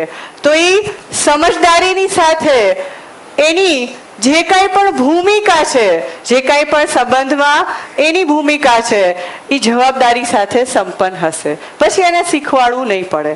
તો આ અપેક્ષા રૂપે આપણને જોવા તો મળે જ છે. અને એની જ સાથે એની પાસે રોજગારી હોય એ પણ એક અપેક્ષા હોય જ છે કે 22 કે 24 વર્ષનું શિક્ષણ લીધા પછી પહેલી પ્રાથમિકતા તો ક્યાંક પહેલી અપેક્ષા તો આપણને એ જ હોય છે કે એની પાસે રોજગારી હોય. ભલે આપણે બધી વાત કરી વિવેકી બનવાની, સંસ્કાર બનવાની, છતાં પણ આપણે જ્યારે આપણા પોતાનું મૂલ્યાંકન કરશું કે આપણે એમાંથી શું ઈચ્છતા હોય છીએ તો પહેલા તો આપણે એ જ ઈચ્છીએ કે એને રોજગારી મળે. આ બધી વસ્તુઓ અપેક્ષા સ્વરૂપે છે તો ખરા, છતાંય પ્રાથમિકતામાં માની લ્યો કે ભણી ગણીને એની પાસે કોઈ નોકરીની તક નથી, કોઈ વ્યવસાય નથી, તો એ આપણને સ્વીકાર નહીં થાય કે આટલું ભણ્યા પછી પણ આની પાસે કોઈ સારી નોકરીની તક નથી, કોઈ સારો વ્યવસાય નથી, કાંઈ નથી કરતો, તો એ આપણને સ્વીકાર નહીં થાય. માની લઈએ કે વિવેકી હોય છતાં પણ એની પાસે કોઈ વ્યવસાય કે નોકરી નથી તો આપણે એને સ્વીકાર નહીં કરી શકીએ. એટલે ક્યાંક એક વિદ્યાર્થી પાસે જે ભણીને બહાર નીકળે છે એની પાસે આ અપેક્ષા પોતાનામાં અને આપણે પણ એની પાસેથી આ અપેક્ષા રાખતા હોય છે કે એની પાસે આ 4 વસ્તુ, આ 4 મુદ્દાઓ જે છે એનાથી એ સંપન્ન હોવો જોઈએ. પણ આપણે એને એ રીતે સમજવાની કોશિશ કરીએ કે માની લો કે એ અપેક્ષા પૂર્ણ નથી થતી, એ અપેક્ષા પૂર્ણ નથી થતી અથવા એ અપેક્ષા અધૂરી રહી જાય છે, તો એની સામે કઈ સમસ્યાઓ છે કે જે આપણને જોવા મળશે એક વ્યક્તિમાં, એક વિદ્યાર્થીમાં. કદાચ બની શકે કે આ સમસ્યાઓ આપણામાં પણ આપણે પ્રમાણરૂપે જોઈ શકતા હોય. એટલે જ મેં વાતની શરૂઆત ત્યાંથી કરી હતી કે પહેલા સ્વયં આપણે વિદ્યાર્થી એ સમજીને આપણે વાતને સાંભળશું. તો અપેક્ષા પૂરી જ્યારે નહીં થાય ત્યારે સમસ્યા રૂપે વિશ્વાસની સામે અવિશ્વાસ હશે. હું શું કરીશ મારા જીવનમાં, કઈ રીતે મારી જિંદગી જીવીશ, સંબંધો કઈ રીતે નિભાવી શકીશ કે નહીં, મારી જવાબદારી પૂરી કરી શકીશ કે નહીં. તો આ કન્ફ્યુઝન કે ડાઉટ છે એનો મતલબ કે સ્વયંમાં અવિશ્વાસ છે, નિર્ણય શક્તિ નબળી છે, મારે શું કરવું એના માટેનો નિર્ણય નથી લઈ શકતો. અને એના ભાગરૂપે આપણને જોવા મળશે કે ડિપ્રેશન કે સ્ટ્રેસનો પણ શિકાર થશે. અને આ બધી સમસ્યાઓ જે છે એ માત્ર શિક્ષણ લીધા પછી નહીં પણ જ્યારે શિક્ષણ નો ભાગ બને છે, એટલે કે જ્યારે પોતે વિદ્યાર્થી છે ત્યારે પણ કદાચ આપણને સમસ્યાઓ જોવા મળતી હશે કે ભણતા ભણતા પણ ક્યારેક એનો વિશ્વાસ ડગમગી જાય છે, નિર્ણય શક્તિ નબળી છે, ટીચરે કંઈક કહી દીધું અથવા તો ઘરમાંથી કંઈક નાની મોટી વાત થઈ તો એને લઈને ડિપ્રેસ થઈ જાય છે, સ્ટ્રેસમાં આવી જાય છે. તો આ એક સમસ્યા છે કે જે એક વિદ્યાર્થી કે એક વ્યક્તિમાં જોવા મળતી હોય છે. અને સમસ્યાનું નિરાકરણ જ્યાં સુધી ના થાય ત્યાં સુધી સમસ્યા જ બનેલી રહે. પછી એ વિદ્યાર્થી બનીને બહાર નીકળે, શિક્ષણ એનું પૂરું કરી લે, સારી ડિગ્રી કે સારી નોકરી મેળવી લે, છતાં પણ એ સમસ્યા તો સમસ્યા રહેશે જ્યાં સુધી સમસ્યાનું યોગ્ય સમાધાન ના મળે. અપેક્ષા તો છે જ, દરેકની અંદર રહેવાની છે, પણ એ અપેક્ષાનું યોગ્ય સોલ્યુશન શું છે, સમાધાન શું છે એ નથી ખબર, એનું નિવારણ નથી, એની સામે સમસ્યા જોવા મળશે જ. બીજું કે જવાબદાર કે સમજદાર નહીં હોય, સમજદારીની સાથે જવાબદારીનું ભાન નહીં હોય તો એ બિનજવાબદાર રહેશે. એને કારણે શારીરિક માનસિક સમસ્યાઓ પણ જોવા મળશે. આજે આપણે બધાએ એ વાતનું મૂલ્યાંકન જોયું હશે, અનુભવ્યું હશે કે ઘરે નાનકડા બાળકને પણ કદાચ આપણે કોઈ વસ્તુ લેવા મોકલીએ તો તો સાયકલ ને સ્કૂટરનો પ્રેફરન્સ હોય તો એ સ્કૂટરમાં જવાનું પહેલા પ્રિફર કરશે, સાયકલમાં નહીં. ચાલીને જવાનું ને સાયકલમાં જવાનો પ્રેફરન્સ હશે તો એ ઓછી મહેનતથી વસ્તુ કેમ ઘરે આવી જાય એના ઉપર ધ્યાન આપશે. અનુભવ્યું છે કે નહીં બધાએ?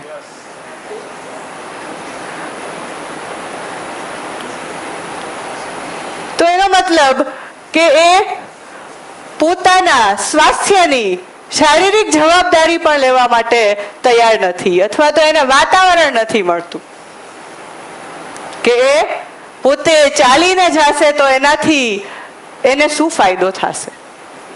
એક પ્રકારનો એ શ્રમ છે, તો એ શ્રમ કરવાથી એના શરીરને શું ફાયદો થશે, એના સ્વાસ્થ્યને શું ફાયદો થશે. તો એ વાતનું નિરાકરણ એની પાસે નહીં હોય, પ્રયોજન એની પાસે નહીં હોય, તો સમસ્યા રૂપે આગળ જતા શારીરિક માનસિક સમસ્યાઓ દેખાશે જ, જે આપણે અત્યારે અનુભવીએ છીએ, જોઈ શકીએ છીએ કે ઘરની અંદર આજે નાની ઉંમરમાં કેટલી બધી શારીરિક સમસ્યાઓ, બીમારીઓ આવવા માંડી છે. ડાયાબિટીસ, હાર્ટ એટેક, આવી બધી સમસ્યાઓ જે આપણને 50-60 વર્ષ પછી ક્યારેક કોકમાં જોવા મળતી, પણ આજે એ ઘરમાં 20 વર્ષે 30 વર્ષે જોવા મળે છે. તો ક્યાંક એનું કારણ એ જ છે કે એમાં પણ સમજદારીનો અભાવ છે અને સ્વયંની જવાબદારીનો પણ સાથે અભાવ છે. આપણે ધીરે ધીરે એ પણ સમજવું પડશે કે આપણે જેને સમજદારી કહી છીએ, જવાબદારી કહી છીએ, તો એમાં નાની નાની વાત જે છે એમાં આપણે એને જોડી શકીએ છીએ કે નહીં, કે આપણા માટે સમજદારી જવાબદારી એટલે મોટું સ્વરૂપ. તો ઘણા લોકોએ વાત કરી હતી કે માના ગર્ભમાં હોય છે ત્યાંથી સંસ્કાર ચાલુ થઈ જાય છે,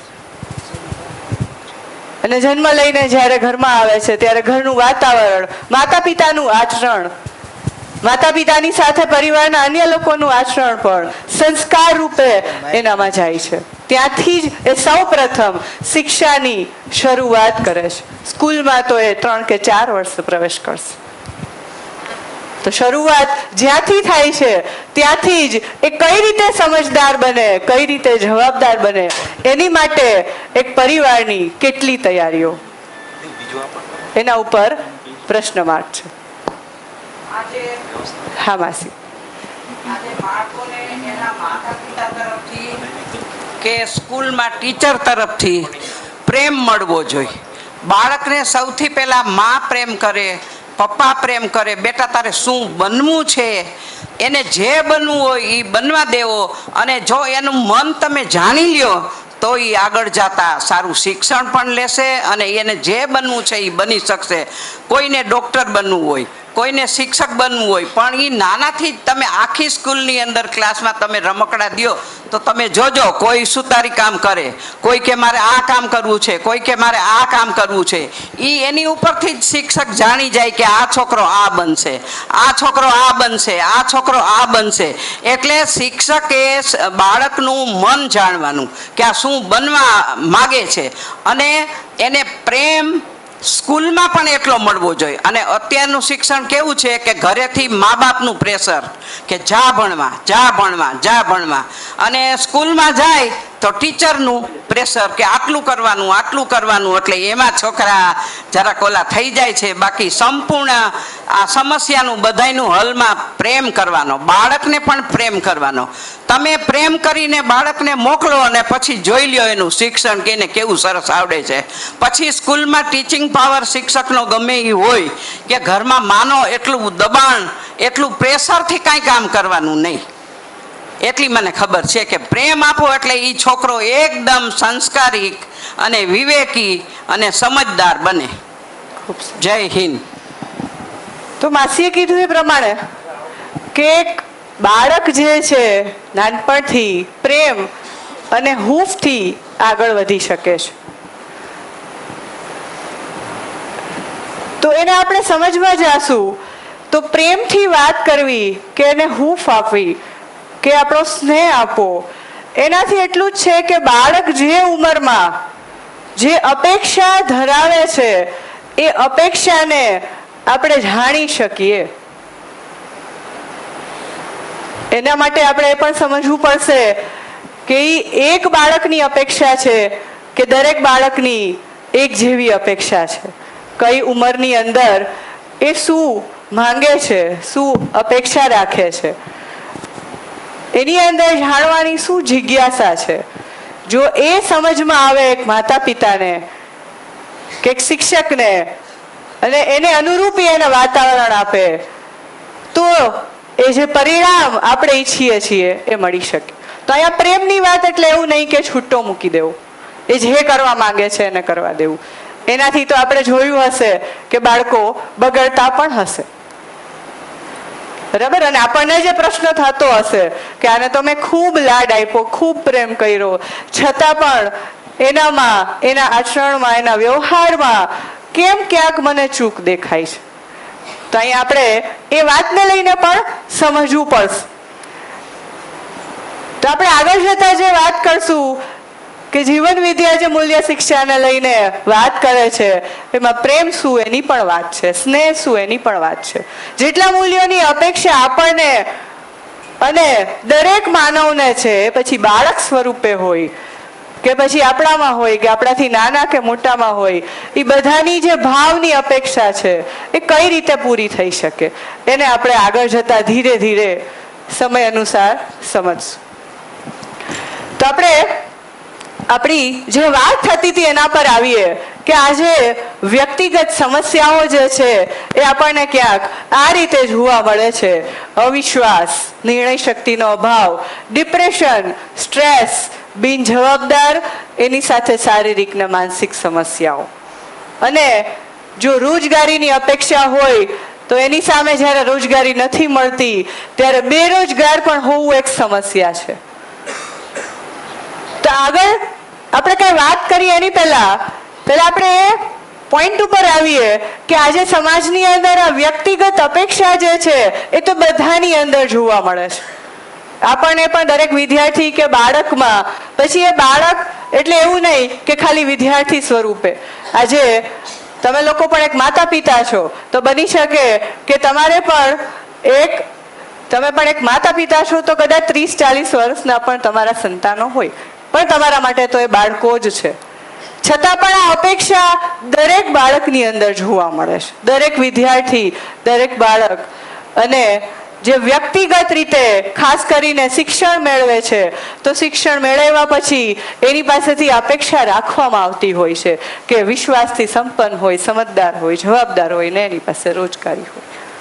અને જેના ઘરમાં, જેના પરિવારમાં ચારેય વસ્તુ જોવા મળે, એક માતા પિતા, દાદા દાદી તરીકે ખૂબ સંતોષ અનુભવતા હશે કે હા, સરસ રીતે મારા દીકરા કે દીકરીની અંદર આ બધા ગુણો મને જોવા મળે છે. પણ આજે આપણે આખા સમાજની વાત કરીએ તો સમાજમાં ઘર ઘરમાં આ સમસ્યાઓ વધારે જોવા મળે છે કે અપેક્ષાઓ પૂરી થતી જોવા મળે છે? શું લાગે છે?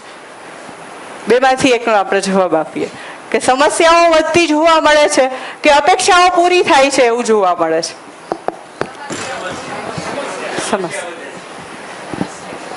હા, ત્યાં દીદી કંઈક કહેવા માંગે છે, છેલ્લેથી બીજા લાઈનમાં.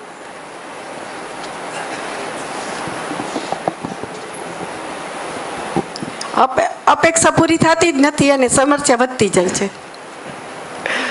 કદાચ આ જવાબની અપેક્ષા હતી મારે કે આ પોઈન્ટ ઉપર આપણે આવીએ અને જે કંઈ પણ વાત કરીએ એમાં મને ખૂબ ગમ્યું કે ઈમાનદારી સાથે બધા જવાબો આપે છે.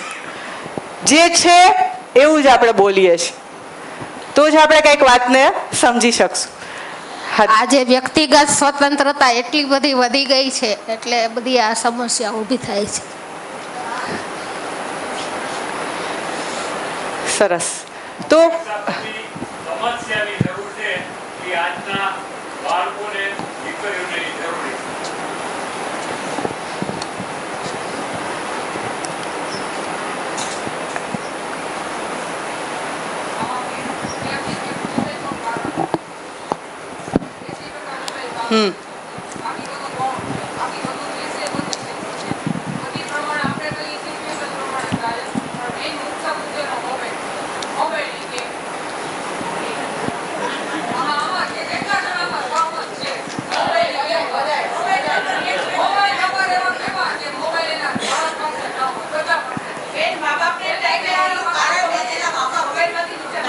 હા હા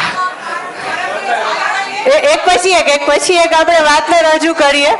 એક મિનિટ માસી, તમને વિનંતી કરું કે આપણે બધાની વાત સાંભળશું અને આપણે કંઈક સમસ્યા ઉપર, ખાલી સમસ્યા પર વાત નથી કરવાની. અહીંયા આપણે શું સોલ્યુશન સાથે આગળ વધી શકીએ એના પર પણ વાત કરવાની છે.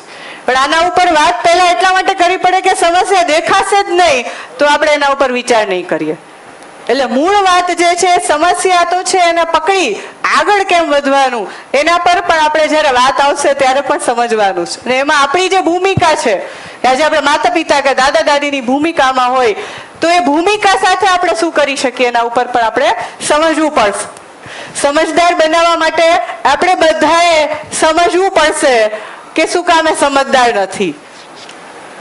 હા કાકા, આજની સમસ્યા મોટા મોટી શું છે કે શિક્ષણ એટલું મોંઘું થઈ ગયું છે કે મા બાપ એને પોતાના સંતાનોને એને જે ઈચ્છે એવું શિક્ષણ આપવા માટે સરકારી શાળાઓ હોવી જોઈએ, સરકારી કોલેજો હોવી જોઈએ.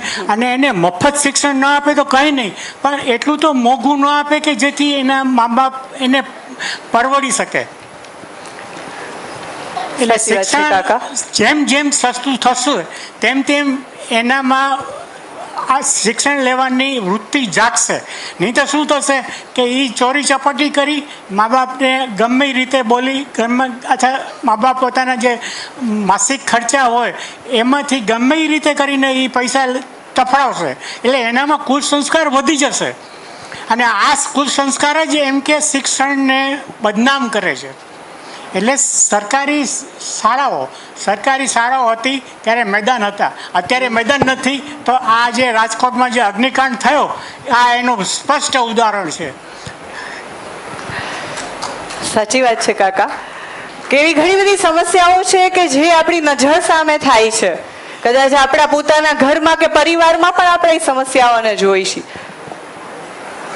બરાબર, તો આપણે બધા લોકો એ વાત પર સહેમત થાશું કે આજે વ્યક્તિગત અપેક્ષા બનેલી તો છે પણ એ અપેક્ષા પૂર્ણ નથી થતી. એના ભાગ સ્વરૂપે સમસ્યા દેખાય છે. સમસ્યા એમને ઊભી નથી થઈ. સમસ્યાની પાછળ જે અપેક્ષા હતી, અપેક્ષા પૂર્ણ નથી થઈ એટલે સમસ્યા છે. તો આપણે સમજવાનું ક્યાં આવશે? તો સમજવાનું છે કે અપેક્ષા છે તો એ અપેક્ષા પૂરી કરવા માટે થઈને આપણો રોલ, આપણી ભૂમિકા શું, કેવું વાતાવરણ આપીએ, અથવા તો આપણે શું સમજીએ, શીખીએ, બોલીએ, વાત કરીએ કે જેનાથી એ અપેક્ષા પૂરી થઈ શકે. કારણ કે આ ખાલી એક વિદ્યાર્થીની નહીં પણ કદાચ દરેક માણસની આ અપેક્ષા છે કે આપણે સમજદાર બનીએ, જવાબદાર બનીએ, વિશ્વાસ સાથે જિંદગી જીવી શકીએ. બરાબર, તો એને આપણે આગળ એક પારિવારિક સ્થિતિ સાથે પણ મૂલ્યાંકન કરી અને અપેક્ષાને જોવાની કોશિશ કરીએ કે એક વ્યક્તિ, એક વિદ્યાર્થી, એક બાળક જ્યારે ભણીને બહાર નીકળે છે ત્યારે એ અનેક સંબંધો સાથે જોડાય છે. માતા પિતા સંબંધ તો હતા જ, પણ એની સાથે પતિ પત્ની સંબંધ પણ એમાં ઉમેરાશે. એના પછી આગળ જતા આપણું બાળક પોતે માતા પિતાની ભૂમિકામાં આવશે. તો જ્યારે પરિવારમાં જીવે છે ત્યારે પરિવારના સંબંધોની સાથે શું અપેક્ષા એક પરિવારને હોય છે, એક બાળક, એક વિદ્યાર્થી પાસેથી, તો એમાં પણ આપણે જોઈ શકશું કે એ જ્યારે પરિવારમાં જીવે છે, પરિવારના દરેક સંબંધો સાથે વિશ્વાસપૂર્ણ જીવી શકે.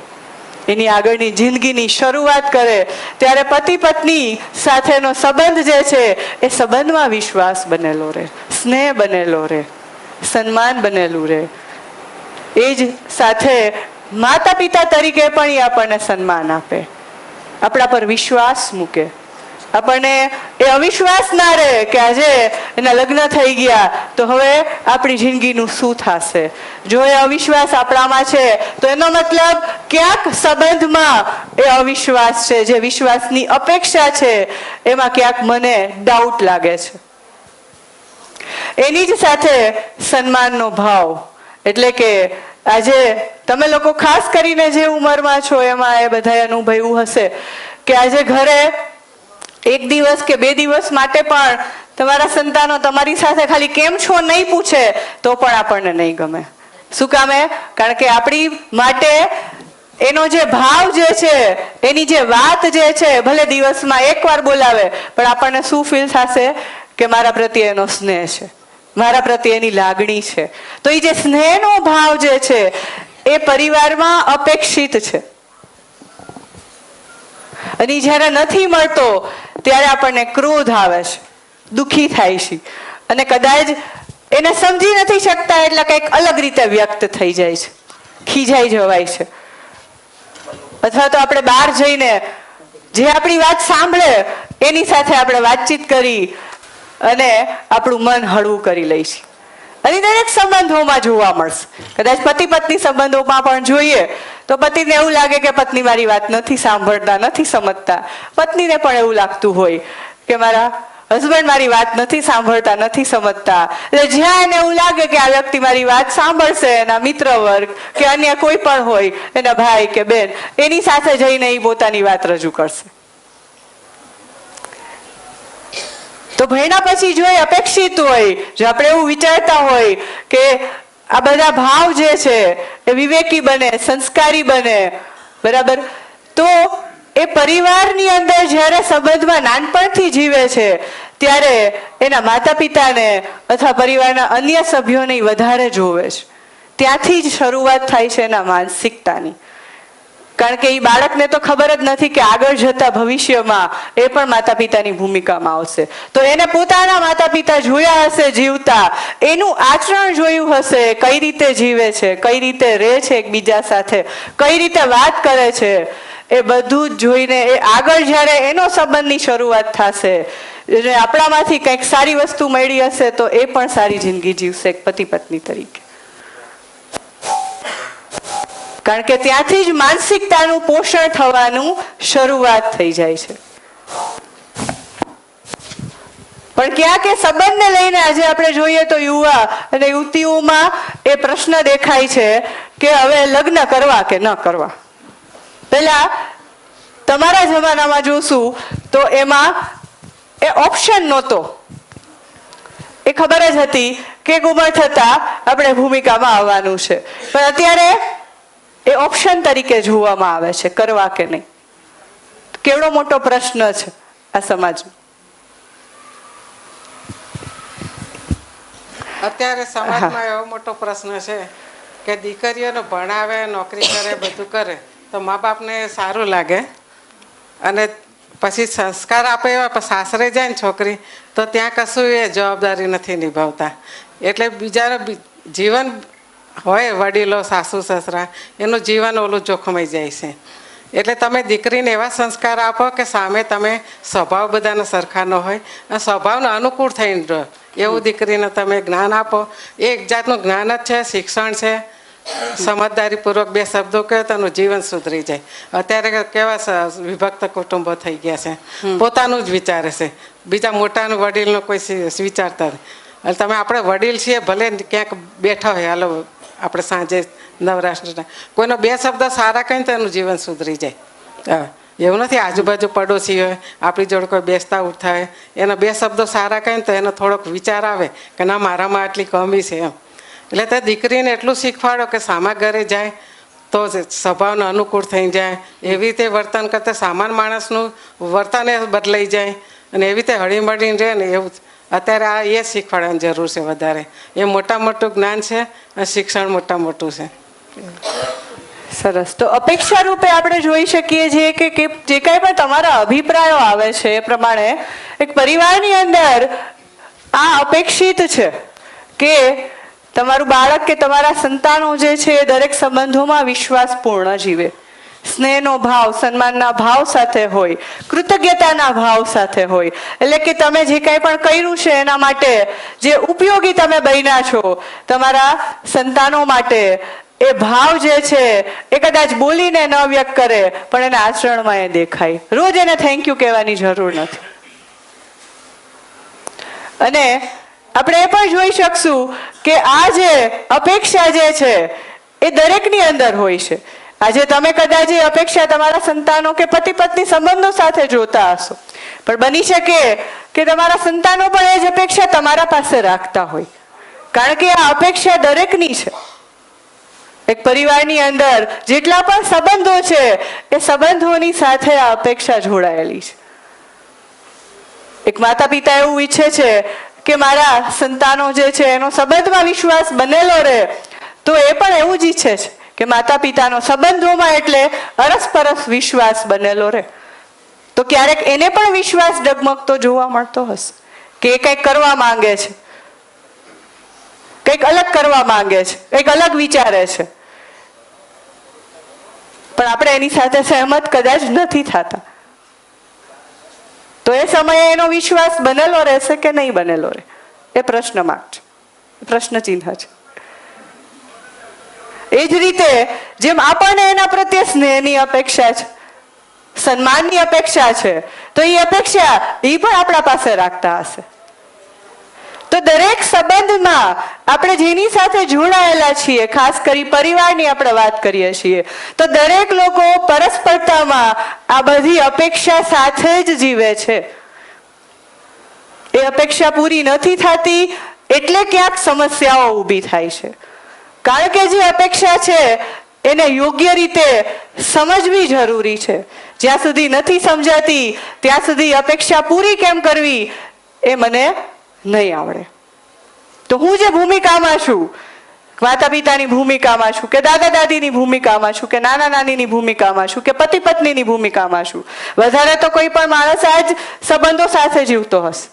તો એ ભૂમિકા સાથે મારી જે અપેક્ષા છે ભાવની, ખાસ કરીને, તો એ જ અપેક્ષા શું સામેવાળાની છે.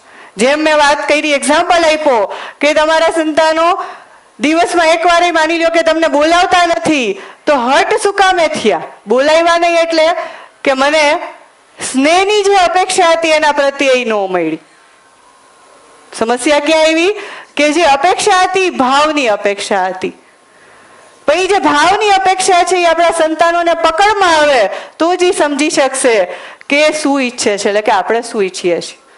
પણ મુદ્દાઓને પકડી રાખશું તો કે નથી બોલાવ્યા તો નથી બોલાવ્યા, તો કેમ નથી બોલાવ્યા એના ઉપર બહુ ચર્ચા કરીએ તો એક મુદ્દો થઈ ગયો.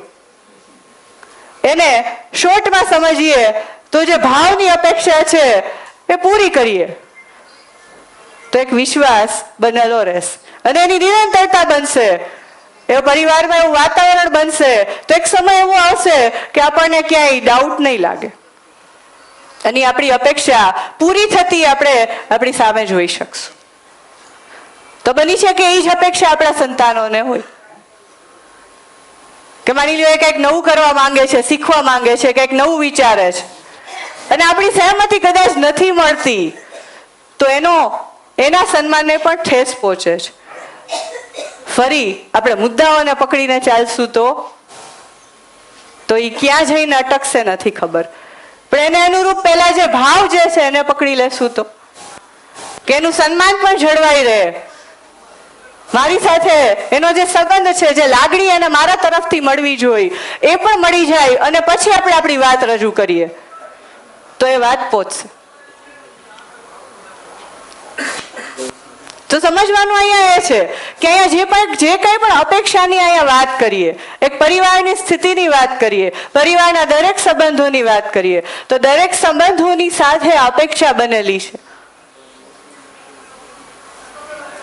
પણ અપેક્ષા પૂરી નથી થતી, અપેક્ષા સમજાતી નથી, ત્યારે આપણને આવી કંઈક સમસ્યાઓ જોવા મળતી હશે કે સંબંધોમાં વિશ્વાસ વધવાની બદલે, વિશ્વાસ બનવાની બદલે એ અવિશ્વાસ વધતો જાય છે.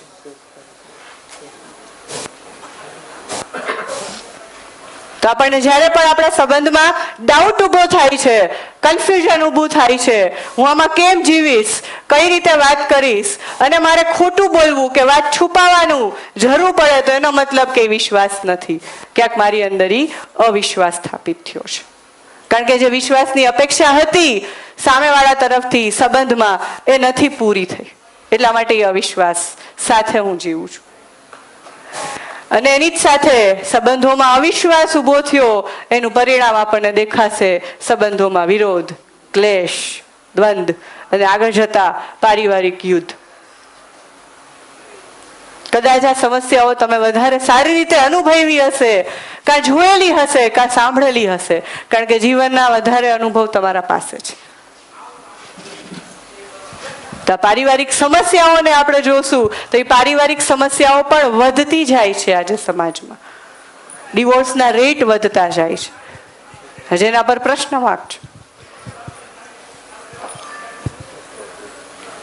તો આપણે મુદ્દાઓને સમસ્યાઓને પકડીને રાખશું કે ના બધું વધતું જાય છે, આવું હોવું જોઈએ, પણ એનું મૂળ જે છે, જે અપેક્ષા જે છે એ આપણા ધ્યાનમાં નહીં આવે અને એને લઈને એને અનુરૂપ મારી ભૂમિકા શું છે, મારે શું સમજવું છે, એ ધ્યાનમાં નહીં આવે તો સમસ્યા જ રહેશે, વધશે, ઘટશે નહીં.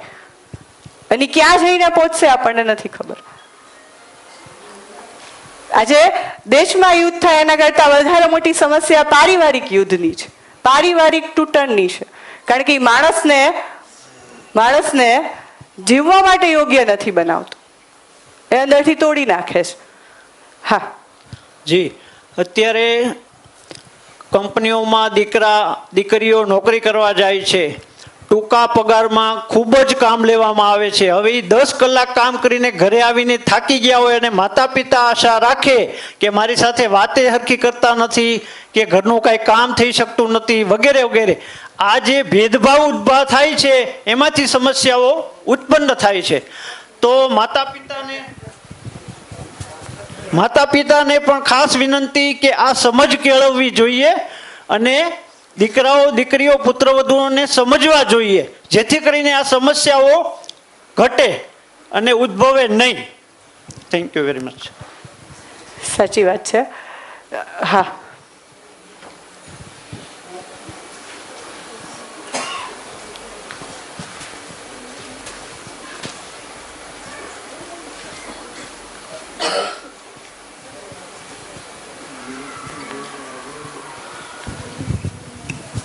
મારે સમજણપૂર્વક અપેક્ષાઓ ઓછી રાખવી જોઈએ અને સમસ્યા શું છે એનું આપણે નિરાકરણ શોધવું જોઈએ.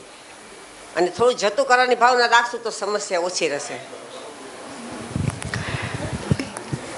તો આના પર એક ખાલી વાત ઉપર આપણું ધ્યાન જાય એના માટે કે જ્યારે આપણે અપેક્ષાની વાત કરીએ ત્યારે આપણે ઘણીવાર અપેક્ષા પૂરી નથી થતી એટલે એવું વિચારતા હોય કે અપેક્ષા નથી રાખવી. પણ એ મન મનાવવાની વાત છે કે પછી ખરેખર આપણી અંદરની અપેક્ષા જે છે, આપણી અંદરની અપેક્ષા જે છે એ બંધ થઈ જાય છે? શું લાગે છે? આપણે આપણા મનને ઈમાનદારી સાથે પૂછશું તો અપેક્ષા તો બનેલી જ રહેશે, પણ ક્યાંક પૂરી નથી થતી, એમાં સમસ્યા દેખાય છે, એટલે આપણે આપણા મન સાથે એવું માની લઈએ છીએ, મનાવી લઈએ છીએ. મનાવી લઈએ એનો મતલબ કે અપેક્ષા નથી એવું નથી.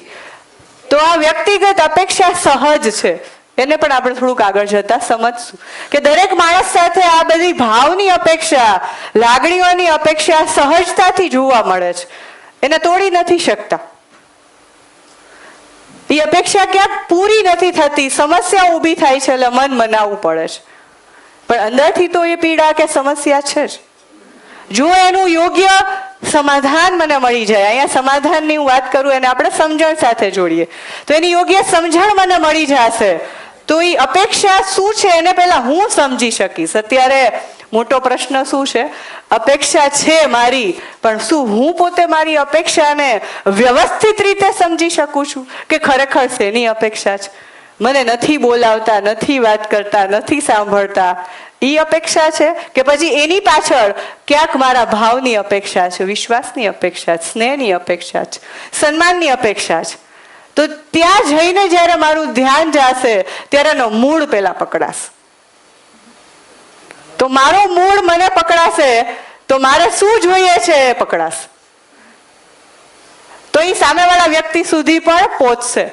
કારણ કે સામેવાળો વ્યક્તિ પણ મૂળને નથી પકડી શકતો કે ખરેખર અપેક્ષા ક્યાંક આ ભાવની છે, લાગણીઓની છે, એ નથી દેખાતી. એટલે મુદ્દાઓ ઉપર ચર્ચા થાય છે અને ક્યારેક કોઈનો મુદ્દો હાવી થઈ જાય તો એની વાત સાથે આપણે સહેમત થઈ જશું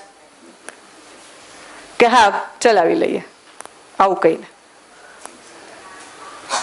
બરાબર? તો મૂળ બે બાજુ પકડાશે તો અપેક્ષાઓ પૂરી પણ થશે, પણ મૂળ નહીં પકડાય તો મુદ્દો જ રહેશે. આજે એક મુદ્દો, કાલે બીજો. અને બેમાંથી એક જેને એવું લાગતું હશે કે હું સમજદાર છું એ સહન કરી લેશે, કારણ કે આપણે ક્યાંક સહનશીલતાને સમજદાર સાથે જોડીએ છીએ, તો એને પણ આપણે થોડુંક આગળ જતા સમજશું કે જો જે સમજદાર હોય એને સહન કરવું પડે કે ના કરવું પડે. થોડીક આપણે એને આગળ જતા ચર્ચા કરશું. ત્યારે આપણે આ પોઈન્ટ પર આવીએ કે જે સમસ્યાઓ આપણને જોવા મળે છે પરિવારની અંદર, એમાં ક્યાંક સંબંધોમાં અવિશ્વાસ, ક્લેશ, વિરોધ, યુદ્ધ, આ બધી સમસ્યાઓ છે જેની પાછળનું મૂળ કારણ એ જ છે કે એની વિશ્વાસની અપેક્ષા ફૂલફિલ નથી થતી, પૂરી નથી થતી. સંબંધોમાં જે વિશ્વાસ હોવો જોઈએ, વિશ્વાસના ભાવના કારણે અનેક સમસ્યાઓ. સન્માનનો ભાવ જ્યારે નથી મળતો ત્યારે સમસ્યાઓ, બીજાની વાત ના સાંભળવી, ટાળવી, અને પરિવારની અંદર જે યુદ્ધની સ્થિતિ ઊભી થાય છે. એ જ રીતે સ્નેહનો ભાવ નથી મળતો, એના ભાગ સ્વરૂપે જે સમસ્યા દેખાય છે કે માણસને એકબીજા પ્રત્યે વિરોધ આવે છે, સ્નેહની બદલે દ્વેષનો ભાવ આવે છે. તો દ્વેષની સમસ્યા એટલા માટે કે જે સ્નેહની અપેક્ષા હતી સામેવાળા પ્રત્યે એ પૂરી ન થઈ. સામેવાળાને મારા પ્રત્યે પણ એ અપેક્ષા હતી કે હું પણ એની સાથે સ્નેહના ભાવ સાથે વર્તન કરું, સન્માનના ભાવ સાથે વર્તન કરું, એ પૂરી નથી થતી. એટલે ક્યાંક એ દ્વેષનો ભાવ મારા તરફથી પણ એને પહોંચે છે. એ જ રીતે કૃતજ્ઞતાનો ભાવ, એટલે કે એકબીજાના પરિવારમાં જે રીતે જેટલા ઉપયોગી બનીએ છીએ એ ઉપયોગિતાનું સન્માન મળેલું રહે, અને એ ભાવ નથી જોવા મળતો ત્યારે ક્યાંક આપણને અંદરથી દુઃખ મળે છે, પીડા મળે છે કે આપણે તો આટલું કર્યું છતાં પણ મને આજ મળ્યું. એવું કદાચ મેં ઘરમાં સાંભળેલું છે કે આપણે આટલું બધું કર્યું પરિવાર માટે, સમાજ માટે, અન્ય માટે, છતાં પણ આજે હું તો દુઃખી જ છું. તો એની પાછળની ક્યાંક અપેક્ષા એ જ છે કે મેં જે કંઈ પણ કર્યું છે, જે રીતે હું ઉપયોગી બન્યો છું, એના માટે મને કૃતજ્ઞતાના ભાવ સાથે સામેવાળો વ્યક્તિ વર્તન કરે. અને એ રોજ થેન્ક યુ કહીને કહેવાની જરૂર નથી, એ ભાવ દેખાઈ જાય છે. ભાવ એક એવી વસ્તુ કે જે આપણા આચરણથી બોલ્યા વગર પણ વ્યક્ત થશે. તો એ ઉપયોગિતા સામે જ્યારે મારી ઉપયોગિતાનું સન્માન નથી, એની વેલ્યુ નથી જોવા મળતી સામેવાળા વ્યક્તિઓમાં, ત્યારે પણ આપણે દુઃખી થાય છે. અને પરસ્પરતામાં છે. તો પરિવારની અંદર આપણે જોશું કે ઘરની અંદર, દરેક પરિવારની અંદર આ સમસ્યાઓ વધે છે કે અપેક્ષા પૂરી થતી દેખાય છે. શું લાગે છે? સમસ્યા.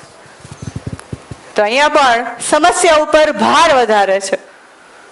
અપેક્ષા તો છે જ, એને મારવાની નથી, તોડવાની નથી, બનેલી જ છે, પણ એ પૂરી નથી થતી. એટલે સમસ્યાઓ વધારે વધતી જોવા મળે છે. એનું નિરાકરણ પણ નહીં આવે દરેક પરિવારમાં વ્યક્તિગત રીતે, તો એ સમસ્યાઓ વધશે જ. તો આટલી વાત રાખીને આપણે એક નાનકડો બ્રેક લઈએ. ચાનો બ્રેક છે 11 થી 11:30, ને 11:30 5 મિનિટ આપણે બધા ભેગા થઈ જઈએ, આગળની વાત સાંભળીએ. ખૂબ સરસ પ્રતિસાદ મળે છે, ખૂબ ખૂબ આભાર બધાનો. બ્રેક પછી આપણે વાત કરીએ. હા, અત્યારની સમસ્યા મુજબ અત્યારના જમાના યુગમાં આપણે જોઈએ છે કે પહેલા જ્યારે મા બાપ સગાઈ ને એવું કરતા હતા માની લે, પણ અત્યારે સગાઈ તૂટવાના ને લગ્ન તૂટવાના ઘણા બધા બનાવો બને છે. એમાં મા બાપને વાંક હોય છે. સારે લગ્ન કરો તો તમારે 15 લાખ રૂપિયાનો ખર્ચો રાખો ને સાથે છૂટાછેડામાં પણ પૈસા દેવા પડે છે. એટલે છૂટાછેડાની પણ તૈયારી રાખવી પડે છે. અત્યારના જમાનામાં તમે જોવો તો છૂટાછેડા વધારે થાય છે, અને પોતાનો ઈગો પ્રોબ્લેમ લઈ જાય. છોકરીઓમાં સહનશીલતા નથી હોતી, એટલે એની હિસાબે આ પ્રોબ્લેમ ઘણા બધા ઉપસ્થિત થાય છે. સાચી વાત. ચાની વ્યવસ્થા જે છે, ચાની વ્યવસ્થા અહીંયા આગળના ગેટની સામે જ રાખેલી છે.